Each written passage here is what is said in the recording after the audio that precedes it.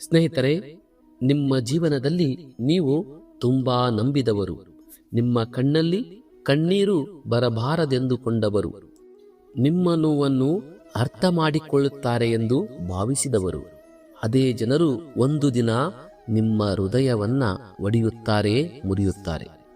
ನೀವು ಪ್ರೀತಿಸಿದವರು, ನೀವು ಸಹಾಯ ಮಾಡಿದವರು, ನೀವು ನಿಮ್ಮ ಸಮಯ, ನಂಬಿಕೆ, ಮನಸ್ಸು ಎಲ್ಲವನ್ನ ಕೊಟ್ಟವರು, ಅದೇ ಜನರು ನಿಮ್ಮನ್ನು ಮೋಸ ಮಾಡಿ ಹೋಗಿದ್ದಾರಾ? ನೀವು ಒಳ್ಳೆಯವರಾಗಿದ್ದಕ್ಕೆ, ನೀವು ನಿಷ್ಠಾವಂತರಾಗಿದ್ದಕ್ಕೆ, ನೀವು ನಂಬಿದ್ದಕ್ಕೆ ಇಂದು ನೀವು ಒಂಟಿಯಾಗಿ ಕುಳಿತು ನೋವು ಅನುಭವಿಸುತ್ತಿದ್ದೀರಾ? ಹಾಗಾದರೆ ಬನ್ನಿ ಸ್ನೇಹಿತರೆ, ಈ ವಿಡಿಯೋ ನಿಮಗಾಗಿ. ಯಾಕೆಂದರೆ ಇಂದು ನಾವು ಕೇಳಲಿರುವುದು ಸಾಮಾನ್ಯ ಮಾತುಗಳಲ್ಲ, ಇದು ಶ್ರೀಕೃಷ್ಣನ ಜೀವನ ಬದಲಿಸುವ ಸತ್ಯ. ಮೋಸವಾದಾಗ ಪ್ರತೀಕಾರವೇ ಪರಿಹಾರವಲ್ಲ, ಪ್ರತೀಕಾರದಿಂದ ಗಾಯ ಗುಣವಾಗುವುದಿಲ್ಲ. ಆದರೆ ಗೀತೆಯ ಜ್ಞಾನದಿಂದ ನೀವು ಕೇವಲ ಗುಣವಾಗುವುದಲ್ಲ, ಹಿಂದೆಂದಿಗಿಂತಲೂ ಹೆಚ್ಚು ಬಲಿಷ್ಠರಾಗಬಹುದು.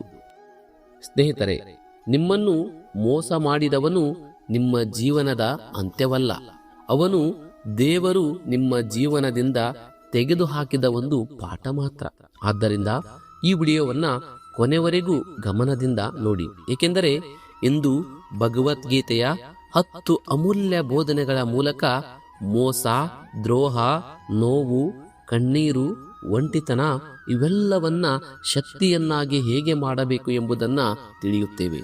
ವಿಡಿಯೋವನ್ನ ಶುರು ಮಾಡುವ ಮೊದಲು ನೀವು ನಿಮ್ಮ ಜೀವನದಲ್ಲಿ ಯಾರಾದರೂ ನಿಮ್ಮನ್ನು ಮೋಸ ಮಾಡಿದ ಅನುಭವ ಇದ್ದರೆ ಕಮೆಂಟ್ ಬಾಕ್ಸ್ನಲ್ಲಿ ಜೈ ಶ್ರೀಕೃಷ್ಣ ಎಂದು ಬರೆಯಿರಿ ಮತ್ತು ಈ ದೈವಿಕ ಜ್ಞಾನದ ಪ್ರಯಾಣವನ್ನ ಈಗಲೇ ಆರಂಭಿಸೋಣ. ಮೋಸ ಯಾಕೆ ಆಗುತ್ತದೆ? ಸ್ನೇಹಿತರೆ, ಶ್ರೀಕೃಷ್ಣನು ನಮಗೆ ಮೊದಲಿಗೆ ಕಲಿಸುವ ದೊಡ್ಡ ಸತ್ಯ ಏನೆಂದರೆ, ನಮ್ಮ ನೋವಿನ ದೊಡ್ಡ ಕಾರಣ ಮೋಸ ಮಾಡಿದವನು ಅಲ್ಲ, ಅವನಿಂದ ನಾವು ಕಟ್ಟಿಕೊಂಡಿದ್ದ ಅತಿಯಾದ ನಿರೀಕ್ಷೆ. ನಾವು ಯಾರನ್ನಾದರೂ ತುಂಬಾ ನಂಬುತ್ತೇವೆ, ಇವನು ಎಂದಿಗೂ ನನ್ನನ್ನು ಬಿಟ್ಟು ಹೋಗುವುದಿಲ್ಲ, ಇವಳು ಯಾವತ್ತೂ ನನ್ನ ವಿರುದ್ಧ ನಿಲ್ಲುವುದಿಲ್ಲ, ನಾನು ಇಷ್ಟು ಒಳ್ಳೆಯದು ಮಾಡಿದ್ದೇನೆ, ಅವನು ನನಗೆ ಕೆಡುಕು ಮಾಡುವುದಿಲ್ಲ ಎಂದುಕೊಳ್ಳುತ್ತೇವೆ. ಆದರೆ ಸ್ನೇಹಿತರೆ, ಈ ಜಗತ್ತಿನಲ್ಲಿ ಎಲ್ಲವೂ ಬದಲಾಗುತ್ತದೆ, ಮನಸ್ಸು ಬದಲಾಗುತ್ತದೆ, ಪರಿಸ್ಥಿತಿಗಳು ಬದಲಾಗುತ್ತವೆ, ಜನರ ಆದ್ಯತೆಗಳು ಬದಲಾಗುತ್ತವೆ, ನಮ್ಮ ಬಗ್ಗೆ ಅವರ ವರ್ತನೆ ಕೂಡ ಬದಲಾಗಬಹುದು. ಭಗವದ್ಗೀತೆಯ ಸಾರ ಹೇಳುವುದು ಏನೆಂದರೆ, ನೀವು ಕರ್ಮ ಮಾಡಿ, ಆದರೆ ಫಲದ ಮೇಲೆ ಅಂಟಿಕೊಳ್ಳಬೇಡಿ. ನೀವು ಪ್ರೀತಿ ಕೊಡಿ, ಆದರೆ ಅದರ ಪ್ರತಿಫಲವನ್ನ ಬಲವಂತವಾಗಿ ನಿರೀಕ್ಷಿಸಬೇಡಿ. ನೀವು ಸಹಾಯ ಮಾಡಿ, ಆದರೆ ಪ್ರತಿಯಾಗಿ ನಿಷ್ಠೆ ಸಿಗಲೇಬೇಕೆಂದು ಅಂದುಕೊಳ್ಳಬೇಡಿ. ನೀವು ಒಬ್ಬರಿಗೆ ಒಳ್ಳೆಯದು ಮಾಡಿದರೆ ಅದು ನಿಮ್ಮ ಧರ್ಮ, ಆದರೆ ಅವರು ಅದನ್ನ ಅರ್ಥ ಮಾಡಿಕೊಳ್ಳುವರೋ ಇಲ್ಲವೋ ಅದು ಅವರ ಸಂಸ್ಕಾರ. ಒಂದು ಮರ ಎಲ್ಲರಿಗೂ ನೆರಳು ಕೊಡುತ್ತದೆ, ಆದರೆ ಎಲ್ಲರೂ ಆ ಮರಕ್ಕೆ ನೀರು ಹಾಕುವುದಿಲ್ಲ. ಕೆಲವರು ಅದರ ಕೆಳಗೆ ವಿಶ್ರಾಂತಿ ಪಡೆಯುತ್ತಾರೆ, ಕೆಲವರು ಅದರ ಕೊಂಬೆ ಕಡಿಯುತ್ತಾರೆ. ಹಾಗೆಂದರೆ ಮರ ನೆರಳು ಕೊಡುವುದನ್ನೇ ನಿಲ್ಲಿಸುತ್ತದೆಯಾ? ಇಲ್ಲ. ಅದೇ ರೀತಿ ನೀವು ಒಳ್ಳೆಯವರಾಗಿರುವುದನ್ನ ಬಿಡಬೇಡಿ, ಆದರೆ ಯಾರಿಂದಲೂ ಶಾಶ್ವತ ನಿಷ್ಠೆಯ ನಿರೀಕ್ಷೆ ಇಡಬೇಡಿ. ಇಂದಿನ ಮೊದಲ ಪಾಠ, ಅತಿಯಾದ ನಿರೀಕ್ಷೆ ಭವಿಷ್ಯದಲ್ಲಿ ನೋವು. ನಿರೀಕ್ಷೆ ಕಡಿಮೆ ಮಾಡಿ ಆತ್ಮ ಗೌರವ ಹೆಚ್ಚಿಸಿ. ಮೋಸವಾದಾಗ ತಕ್ಷಣ ಪ್ರತಿಕಾರ ಯಾಕೆ ಬೇಡ? ಮೋಸವಾದ ತಕ್ಷಣ ಮನಸ್ಸಿನಲ್ಲಿ ಏನು ಬರುತ್ತದೆ? ನನ್ನನ್ನು ಮೋಸ ಮಾಡಿದವನಿಗೆ ನಾನು ತೋರಿಸುತ್ತೇನೆ, ಅವನು ನನ್ನಂತೆಯೇ ಅಳಬೇಕು, ಅವಳಿಗೂ ಇದೇ ನೋವು ಕೊಡಬೇಕು, ಪ್ರತೀಕಾರವೇ ನ್ಯಾಯ. ಆದರೆ ಸ್ನೇಹಿತರೆ, ಶ್ರೀಕೃಷ್ಣ ಹೇಳುತ್ತಾರೆ, ಕೋಪದಲ್ಲಿ ತೆಗೆದ ನಿರ್ಧಾರ ಜೀವನದ ದೊಡ್ಡ ತಪ್ಪಾಗಬಹುದು. ಭಗವದ್ಗೀತೆಯಲ್ಲಿ ಒಂದು ಅದ್ಭುತವಾದ ಮನೋವಿಜ್ಞಾನ ಇದೆ. ಕೋಪದಿಂದ ಮೋಹ ಉಂಟಾಗುತ್ತದೆ, ಮೋಹದಿಂದ ಸ್ಮೃತಿ ಭ್ರಂಶ, ಸ್ಮೃತಿ ಭ್ರಂಶದಿಂದ ಬುದ್ಧಿನಾಶ, ಬುದ್ಧಿನಾಶದಿಂದ ಮನುಷ್ಯನ ಪತನ. ಅಂದರೆ ಒಮ್ಮೆ ಕೋಪ ನಿಮ್ಮ ಮನಸ್ಸನ್ನು ಹಿಡಿದರೆ ನೀವು ನ್ಯಾಯವಾಗಿ ಯೋಚಿಸಲು ಸಾಧ್ಯವಿಲ್ಲ. ಹಾಗಾಗಿ ನೀವು ಮಾಡುವ ಕೆಲಸ ನಿಮ್ಮ ಶತ್ರುವಿಗಿಂತ ನಿಮ್ಮನ್ನೇ ಹೆಚ್ಚು ಹಾನಿ ಮಾಡುತ್ತದೆ. ಒಬ್ಬ ವ್ಯಕ್ತಿ ನಿಮ್ಮನ್ನು ಮೋಸ ಮಾಡಿದ, ಅವನು ನಿಮಗೆ ನೋವು ಕೊಟ್ಟ. ಆದರೆ ನೀವು ಪ್ರತೀಕಾರದ ಬೆಂಕಿಯಲ್ಲಿ ಸುಟ್ಟರೆ ಅವನು ನಿಮ್ಮ ಒಂದು ದಿನವನ್ನಲ್ಲ, ನಿಮ್ಮ ಹಲವು ತಿಂಗಳು, ವರ್ಷ, ಮನಃಶಾಂತಿ, ನಿದ್ರೆ ಎಲ್ಲವನ್ನ ಕದ್ದಂತಾಗುತ್ತದೆ. ಪ್ರತೀಕಾರ ಎಂದರೆ ಇನ್ನೊಬ್ಬನನ್ನ ಸುಡಲು ನೀವು ಹಿಡಿದ ಬೆಂಕಿ. ಆ ಬೆಂಕಿ ಮೊದಲು ನಿಮ್ಮ ಕೈಯನ್ನೇ ಸುಡುತ್ತದೆ. ಆದ್ದರಿಂದ ಮೋಸವಾದಾಗ ಮೊದಲ ಕೆಲಸ ಉತ್ತರ ಕೊಡಬೇಡಿ, ತಕ್ಷಣ ಮೆಸೇಜ್ ಮಾಡಬೇಡಿ, ಸೋಷಿಯಲ್ ಮೀಡಿಯಾದಲ್ಲಿ ಏನೋ ಪೋಸ್ಟ್ ಮಾಡಬೇಡಿ, ಕೂಗಬೇಡಿ, ಯಾರ ಮುಂದೆಯೂ ನಿಮ್ಮ ದುಃಖವನ್ನ ಪ್ರದರ್ಶನ ಮಾಡಬೇಡಿ. ಮೊದಲು ನಿಮ್ಮ ಮನಸ್ಸನ್ನ ಶಾಂತಗೊಳಿಸಿ. ಏಕೆಂದರೆ ಕೋಪದ ಕ್ಷಣದಲ್ಲಿ ಮಾಡಿದ ಕೆಲಸ ಕೆಲವೊಮ್ಮೆ ಜೀವನ ಪೂರ್ತಿ ಪಶ್ಚಾತ್ತಾಪ ಕೊಡುತ್ತದೆ. ಎರಡನೇ ಪಾಠ, ಪ್ರತೀಕಾರದಿಂದ ಗೆಲುವಿಲ್ಲ, ಸ್ವಯಂ ನಿಯಂತ್ರಣವೇ ನಿಜವಾದ ಜಯ. ನಿಮ್ಮನ್ನು ಮೋಸ ಮಾಡಿದವರು ಯಾರು? ಸ್ನೇಹಿತರೆ, ನಾವು ಜೀವನದಲ್ಲಿ ಒಂದು ದೊಡ್ಡ ತಪ್ಪು ಮಾಡುತ್ತೇವೆ. ನಮ್ಮ ಜೊತೆ ಮಾತನಾಡುವ ಪ್ರತಿಯೊಬ್ಬನನ್ನು ನನ್ನವನು ಎಂದುಕೊಳ್ಳುತ್ತೇವೆ. ಯಾರಾದರೂ ನಗುತ್ತಾ ಮಾತನಾಡಿದರೆ ನಮ್ಮವನು, ಸಹಾಯ ಮಾಡಿದರೆ ನಮ್ಮವನು, ಪ್ರತಿದಿನ ಕರೆ ಮಾಡಿದರೆ ನಮ್ಮವನು, ಪ್ರಶಂಸೆ ಮಾಡಿದರೆ ನಮ್ಮವನು.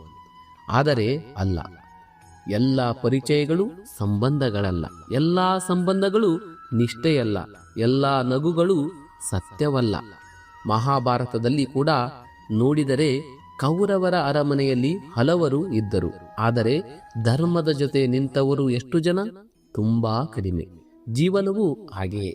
ಕೆಲವರು ನಿಮ್ಮ ಜೀವನಕ್ಕೆ ಆಶೀರ್ವಾದವಾಗಿ ಬರುತ್ತಾರೆ, ಪಾಠವಾಗಿ ಬರುತ್ತಾರೆ, ಎಚ್ಚರಿಕೆಯಾಗಿ ಬರುತ್ತಾರೆ. ನಿಮ್ಮನ್ನು ಮೋಸ ಮಾಡಿದವನು ಶತ್ರುವಾಗಿರಬೇಕೆಂದಿಲ್ಲ. ಅವನು ದೇವರು ಕಳುಹಿಸಿದ ಒಂದು ಜಾಗೃತಿಯಾಗಿರಬಹುದು. ಅವನು ನಿಮಗೆ ಹೇಳಿದ ಪಾಠ, ಎಲ್ಲರನ್ನೂ ಬೇಗ ನಂಬಬೇಡ, ನಿನ್ನ ಹೃದಯವನ್ನು ಎಲ್ಲರ ಮುಂದೆ ತೆರೆಯಬೇಡ, ನಿನ್ನ ದುರ್ಬಲತೆಯನ್ನು ಯಾರಿಗೂ ಆಯುಧ ಮಾಡಿಕೊಡಬೇಡ, ನಿನ್ನ ಮೌಲ್ಯವನ್ನ ಕಡಿಮೆ ಮಾಡಿಕೊಳ್ಳಬೇಡ. ಸ್ನೇಹಿತರೆ, ಕೆಲವರು ನಿಮ್ಮ ಜೀವನದಿಂದ ಹೋಗುವುದು ಶಿಕ್ಷೆಯಲ್ಲ, ಅದು ರಕ್ಷಣೆ. ನೀವು ಇಂದು ಅಳುತ್ತಿದ್ದೀರಿ, ಆದರೆ ಕೆಲವು ತಿಂಗಳ ನಂತರ ನೀವು ಹೇಳುತ್ತೀರಿ, ಅವನು ನನ್ನನ್ನು ಬಿಟ್ಟು ಹೋಗಿದ್ದು ಒಳ್ಳೆಯದಾಯಿತು, ಇಲ್ಲದಿದ್ದರೆ ನಾನು ಇನ್ನೂ ಹೆಚ್ಚು ದುಃಖಪಡುತ್ತಿದ್ದೆ. ಮೂರನೇ ಪಾಠ, ಎಲ್ಲರೂ ನಿಮ್ಮವರು ಅಲ್ಲ.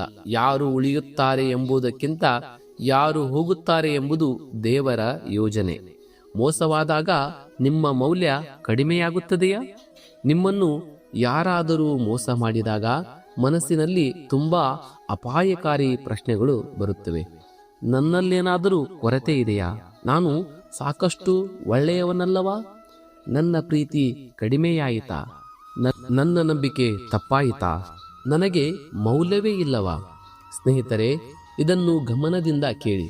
ಯಾರಾದರೂ ನಿಮ್ಮನ್ನು ಮೋಸ ಮಾಡಿದರೆ ಅದು ನಿಮ್ಮ ಮೌಲ್ಯದ ಪ್ರಮಾಣ ಪತ್ರವಲ್ಲ, ಅದು ಅವರ ಸ್ವಭಾವದ ಪ್ರಮಾಣ ಪತ್ರ. ಹೂವನ್ನು ತುಳಿದವನು ಹೂವಿನ ಮೌಲ್ಯ ಕಡಿಮೆ ಮಾಡಲಿಲ್ಲ, ತನ್ನ ಸಂಸ್ಕಾರವನ್ನ ತೋರಿಸಿದ. ಚಿನ್ನವನ್ನ ಗುರುತಿಸಿದವನು ಚಿನ್ನದ ಮೌಲ್ಯ ಕಡಿಮೆ ಮಾಡಲಿಲ್ಲ, ತನ್ನ ಅಜ್ಞಾನವನ್ನ ತೋರಿಸಿದ. ಹಾಗೆಯೇ ನಿಮ್ಮ ಪ್ರಾಮಾಣಿಕತೆಯನ್ನ ಯಾರಾದರೂ ದುರುಪಯೋಗ ಮಾಡಿಕೊಂಡರೆ, ನಿಮ್ಮ ಒಳ್ಳೆಯತನವನ್ನು ಯಾರಾದರೂ ದುರ್ಬಲತೆ ಎಂದುಕೊಂಡರೆ, ನಿಮ್ಮ ಪ್ರೀತಿಯನ್ನು ಯಾರಾದರೂ ಆಟವನ್ನಾಗಿ ಮಾಡಿಕೊಂಡರೆ ತಪ್ಪು ನಿಮ್ಮದಲ್ಲ. ಆದರೆ ಒಂದು ಜಾಗೃತೆ ಬೇಕು. ಒಳ್ಳೆಯವರಾಗಿರಿ, ಆದರೆ ಅಜ್ಞಾನಿಯಾಗಬೇಡಿ. ಸಹಾಯ ಮಾಡಿ, ಆದರೆ ನಿಮ್ಮ ಆತ್ಮಗೌರವ ಕಳೆದುಕೊಳ್ಳಬೇಡಿ. ಪ್ರೀತಿ ಕೊಡಿ, ಆದರೆ ನಿಮ್ಮನ್ನೇ ಮರೆತು ಬಿಡಬೇಡಿ. ನಾಲ್ಕನೇ ಪಾಠ, ಯಾರಾದರೂ ನಿಮ್ಮನ್ನು ಮೋಸ ಮಾಡಿದರೆ ನಿಮ್ಮ ಮೌಲ್ಯ ಕಡಿಮೆಯಾಗುವುದಿಲ್ಲ. ನಿಮ್ಮ ಮೌಲ್ಯವನ್ನ ನೀವು ಅರಿಯದೇ ಇರುವುದು ಮಾತ್ರ ನಿಜವಾದ ನಷ್ಟ. ಯಾಕೆ ಒಳ್ಳೆಯವರಿಗೆ ಹೆಚ್ಚು ಮೋಸವಾಗುತ್ತದೆ? ಬಹಳ ಜನ ಕೇಳುತ್ತಾರೆ, ನಾನು ಯಾರಿಗೂ ಕೆಡುಕು ಮಾಡಿಲ್ಲ, ನನಗೆ ಯಾಕೆ ಇಷ್ಟು ನೋವು? ನಾನು ನಿಷ್ಠೆಯಿಂದ ಇದ್ದೆ, ನನಗೆ ಯಾಕೆ ಮೋಸ ಮಾಡಿದರು? ಇದಕ್ಕೆ ಶ್ರೀಕೃಷ್ಣನ ಜ್ಞಾನ ಹೇಳುವುದು ಏನೆಂದರೆ, ಒಳ್ಳೆಯತನ ಸಾಕಾಗುವುದಿಲ್ಲ, ಒಳ್ಳೆಯತನಕ್ಕೆ ವಿವೇಕವೂ ಸೇರಬೇಕು. ಅರ್ಜುನ ಒಳ್ಳೆಯವನು, ದಯಾಳು, ಧರ್ಮಾತ್ಮ. ಆದರೆ ಯುದ್ಧ ಭೂಮಿಯಲ್ಲಿ ಅವನು ಗೊಂದಲಕ್ಕೀಡಾದ.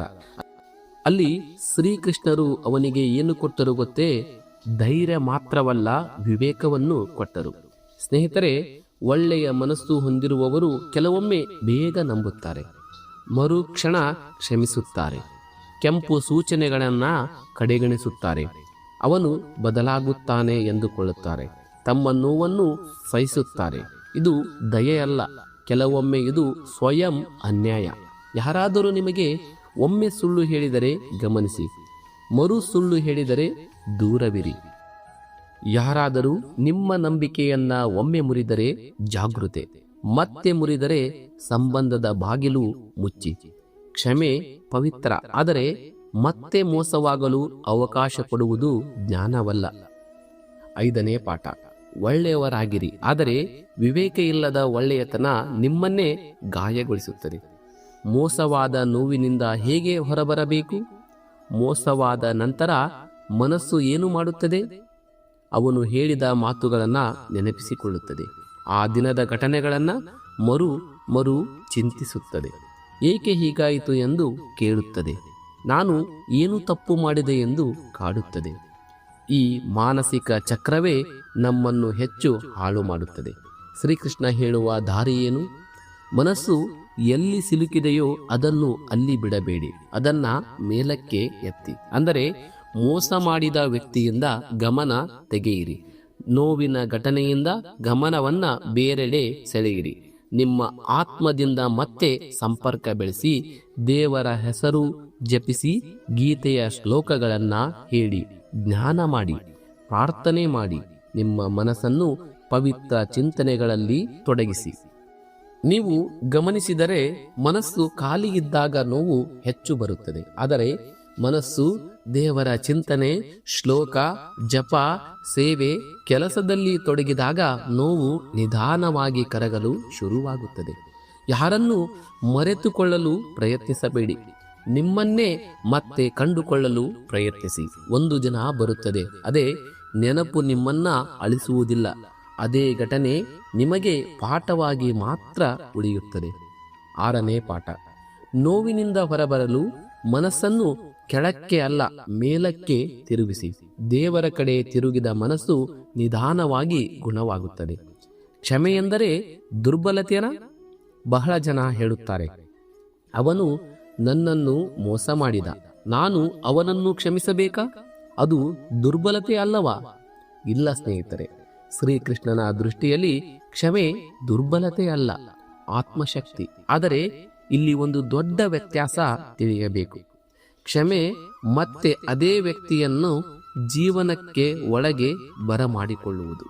ಕ್ಷಮೆ ಎಂದರೆ ನಾನು ಈ ನೋವಿನ ವಿಷಯವನ್ನ ಇನ್ನೂ ಕುಡಿಯುವುದಿಲ್ಲ, ನಾನು ಪ್ರತೀಕಾರದ ಬೆಂಕಿಯಲ್ಲಿ ನನ್ನನ್ನು ಸುಡುವುದಿಲ್ಲ, ನಾನು ನಡೆದದ್ದನ್ನ ಒಪ್ಪಿಕೊಳ್ಳುತ್ತೇನೆ, ನಾನು ಪಾಠ ಕಲಿಯುತ್ತೇನೆ, ನಾನು ಮುಂದಕ್ಕೆ ಸಾಗುತ್ತೇನೆ. ಕ್ಷಮೆ ಎಂದರೆ ಮರೆತೇ ಬಿಡುವುದು ಅಲ್ಲ, ಕ್ಷಮೆ ಎಂದರೆ ಮತ್ತೆ ನಂಬುವುದು ಕೂಡ ಅಲ್ಲ. ಕ್ಷಮೆ ಎಂದರೆ ನಿಮ್ಮ ಮನಸ್ಸಿನ ಕಾರ್ಯಾಗ್ರಹದ ಬಾಗಿಲು ತೆರೆಯುವುದು. ನೀವು ಯಾರನ್ನಾದರೂ ದ್ವೇಷಿಸುತ್ತಾ ಇದ್ದರೆ ಅವರು ನಿಮ್ಮ ಮನಸ್ಸಿನಲ್ಲಿ ಬಾಡಿಗೆ ಕೊಡದೆ ವಾಸಿಸುತ್ತಿದ್ದಾರಾ? ಹಾಗಾದರೆ ಯಾಕೆ ಅವರಿಗೆ ಆ ಜಾಗ ಕೊಡಬೇಕು? ಕ್ಷಮಿಸಿ, ಆದರೆ ಗಡಿ ಹಾಕಿ. ದಯೆಯಿರಿ, ಆದರೆ ದೂರ ಇರಿ. ದ್ವೇಷ ಬಿಡಿ, ಆದರೆ ಜ್ಞಾನ ಉಳಿಸಿ.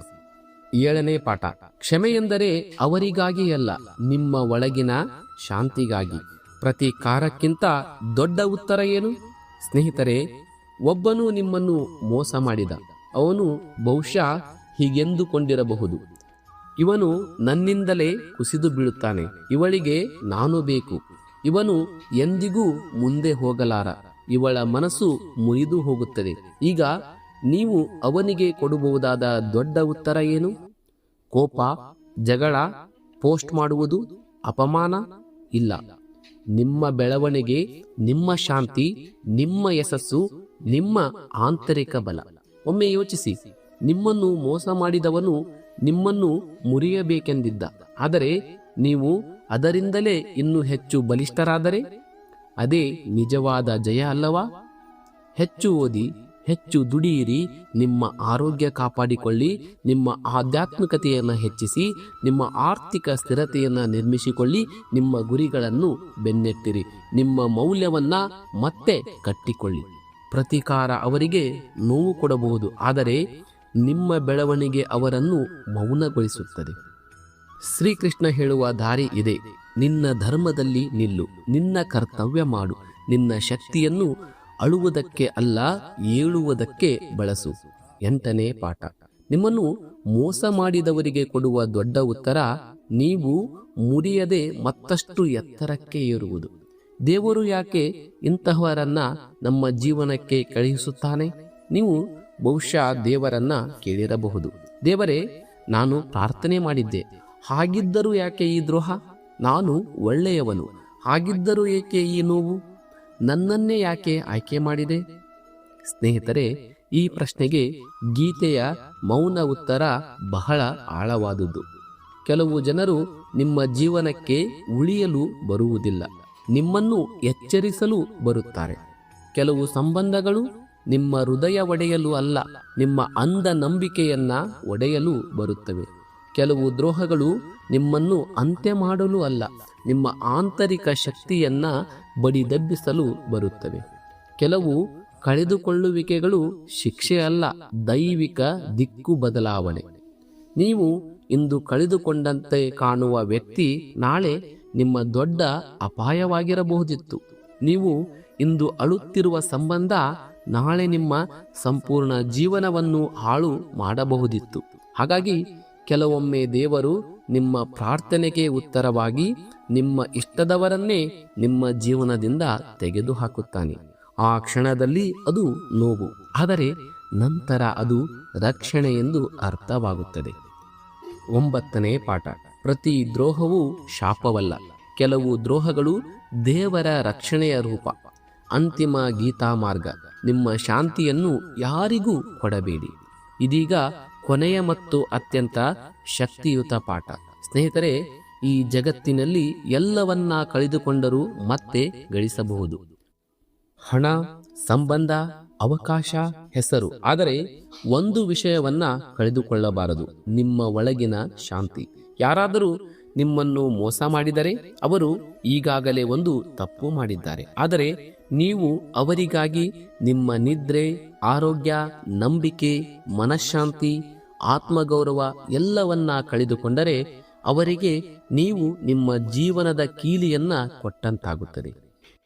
ಶ್ರೀಕೃಷ್ಣನು ಗೀತೆಯಲ್ಲಿ ನಮಗೆ ಹೇಳುವುದು ಏನೆಂದರೆ, ಬಾಹ್ಯ ಜಗತ್ತು ಅಸ್ಥಿರ, ಆದರೆ ಒಳಗಿನ ಆತ್ಮ ಸ್ಥಿರ. ಯಾರೋ ಬರುತ್ತಾರೆ, ಯಾರೋ ಹೋಗುತ್ತಾರೆ, ಯಾರೋ ನಗುತ್ತಾರೆ, ಯಾರೋ ಮೋಸ ಮಾಡುತ್ತಾರೆ. ಇವೆಲ್ಲವೂ ಹೊರಗಿನ ಅಲೆಗಳು. ಆದರೆ ನಿಮ್ಮ ಆತ್ಮ ಸಮುದ್ರದ ಆಳದಂತಿರಬೇಕು. ಮೇಲೆ ಅಲೆಗಳು ಬಿರುಗಾಳಿ ಮಾಡಿದರೂ ಆಳದಲ್ಲಿ ಶಾಂತಿ ಇರಬೇಕು. ಇದಕ್ಕಾಗಿ ಪ್ರತಿದಿನ 10 ನಿಮಿಷ ಮೌನದಲ್ಲಿರಿ. ಗೀತೆಯ ಒಂದು ಶ್ಲೋಕ ಕೇಳಿ, ನಿಮ್ಮ ಜೀವನದ ಗುರಿಯನ್ನ ಬರೆಯಿರಿ, ನಿಮ್ಮ ಆತ್ಮ ಗೌರವವನ್ನ ನೆನಪಿಸಿಕೊಳ್ಳಿ, ವಿಷಪೂರಿತ ಸಂಬಂಧಗಳನ್ನ ಕಡಿತಗೊಳಿಸಿ, ಕಡಿಮೆ ಮಾತನಾಡಿ, ಹೆಚ್ಚು ಗಮನಿಸಿ, ದೇವರ ಮೇಲೆ ವಿಶ್ವಾಸ ಇಡಿ. ಕೊನೆಯ ಪಾಠ. ನಿಮ್ಮ ಶಾಂತಿ ನಿಮ್ಮ ಶಕ್ತಿ, ನಿಮ್ಮ ಆತ್ಮಸ್ಥೈರ್ಯ ನಿಮ್ಮ ಪ್ರತಿಕಾರಕ್ಕಿಂತಲೂ ದೊಡ್ಡ ವಿಜಯ. ಸ್ನೇಹಿತರೆ, ಈ ವಿಡಿಯೋವನ್ನ ಇಲ್ಲಿ ತನಕ ನೋಡಿದ್ದರೆ ನೀವು ಸಾಮಾನ್ಯ ವ್ಯಕ್ತಿಯಲ್ಲ. ಯಾಕೆಂದರೆ ನೋವಿನಲ್ಲಿ ಇರುವ ಬಹಳ ಜನರು ಪ್ರತೀಕಾರ ಹುಡುಕುತ್ತಾರೆ, ಆದರೆ ನೀವು ಜ್ಞಾನವನ್ನ ಹುಡುಕುತ್ತಿದ್ದೀರಿ. ಇದು ನಿಮ್ಮೊಳಗಿನ ಮಹತ್ವದ ಲಕ್ಷಣ. ಗಮನದಲ್ಲಿರಲಿ, ನಿಮ್ಮನ್ನು ಮೋಸ ಮಾಡಿದವರು ನಿಮ್ಮ ಕಥೆಯ ಕೊನೆಯ ಅಧ್ಯಾಯ ಅಲ್ಲ, ಅವರು ಒಂದು ಕಠಿಣ ಪಾಠ ಮಾತ್ರ. ಅವರು ನಿಮ್ಮ ಹೃದಯ ಮುರಿದಿರಬಹುದು, ಒಡೆದಿರಬಹುದು, ಆದರೆ ನಿಮ್ಮ ಆತ್ಮವನ್ನ ಮುರಿಯಲು ಸಾಧ್ಯವಿಲ್ಲ. ನೀವು ಕಳೆದುಕೊಂಡದ್ದು ಒಬ್ಬ ವ್ಯಕ್ತಿ, ಆದರೆ ನೀವು ಪಡೆಯಲಿರುವುದು ಹೊಸ ಬುದ್ಧಿ, ಹೊಸ ಶಕ್ತಿ, ಹೊಸ ಜೀವನ. ಶ್ರೀಕೃಷ್ಣನ ಈ ದೈವಿಕ ಸಂದೇಶವನ್ನ ನೆನಪಿಟ್ಟುಕೊಳ್ಳಿ. ನಿಮ್ಮನ್ನು ಮೋಸ ಮಾಡಿದವರ ಹಿಂದೆ ಓಡಬೇಡಿ, ನಿಮ್ಮ ವಿಧಿಯನ್ನು ಕಟ್ಟಿದ ದೇವರ ಹಿಂದೆ ನಡೆಯಿರಿ. ಪ್ರತೀಕಾರ ಬೇಡ, ಪ್ರಾರ್ಥನೆ ಮಾಡಿ.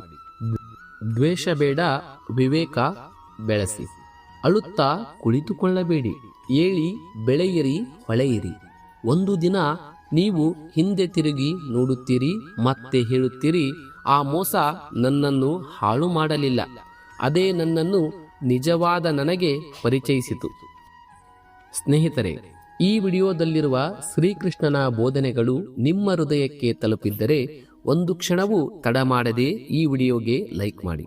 ಮತ್ತು ನಿಮ್ಮ ಜೀವನದಲ್ಲಿ ಯಾರಾದರೂ ನಿಮ್ಮನ್ನು ಮೋಸ ಮಾಡಿದ ಅನುಭವ ಇದ್ದರೆ ಕಮೆಂಟ್ನಲ್ಲಿ ಭಕ್ತಿಯಿಂದ ಬರೆಯಿರಿ, ಜೈ ಶ್ರೀಕೃಷ್ಣ. ನಾನು ನಂಬುತ್ತೇನೆ ಈ ಕಾಮೆಂಟ್ ನಿಮ್ಮ ಮನಸ್ಸಿಗೆ ಶಾಂತಿ ತರುತ್ತದೆ ಮತ್ತು ಶ್ರೀಕೃಷ್ಣನ ಆಶೀರ್ವಾದ ನಿಮ್ಮ ಜೀವನದಲ್ಲಿ ಹೊಸ ಬೆಳಕು ತರಲಿದೆ. ಇನ್ನಷ್ಟು ಇಂತಹ ಭಗವದ್ಗೀತೆಯ ವಿಡಿಯೋಗಳಿಗಾಗಿ ನಮ್ಮ ಚಾನಲ್ ಅನ್ನು ತಪ್ಪದೇ ಸಬ್ಸ್ಕ್ರೈಬ್ ಮಾಡಿ, ಬೆಲ್ ಐಕಾನ್ ಒತ್ತಿ, ಏಕೆಂದರೆ ಮುಂದಿನ ವಿಡಿಯೋದಲ್ಲಿ ನಿಮ್ಮ ಜೀವನದ ಮತ್ತೊಂದು ದೊಡ್ಡ ಸಮಸ್ಯೆಗೆ ಗೀತೆಯ ಅಮೂಲ್ಯ ಪರಿಹಾರವನ್ನ ನಾವು ತರುತ್ತೇವೆ.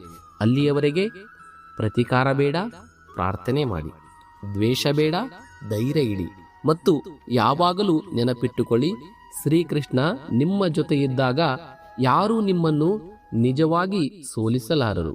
ಜೈ ಶ್ರೀಕೃಷ್ಣ.